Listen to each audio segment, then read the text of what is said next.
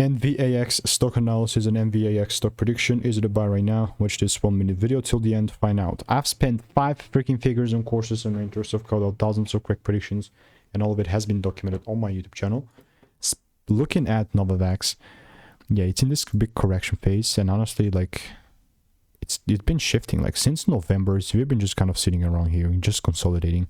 Yes, we had like kind of a decent extension, and then kind of starting going even lower. Haven't made a video in this thing in a while, so my previous bias was looking something a little like this, and you can see I was very biased towards the bullish side. It's POI, we have this here. So like the only thing that I'm looking to do is still buy, you know, but it's only going to be if I start seeing breaks with again, this is a swing idea, but it's only going to be if I see breaks above 1154. And if I don't, then guess what? I'm not going to certainly buy. So make sure to continue and stay tuned.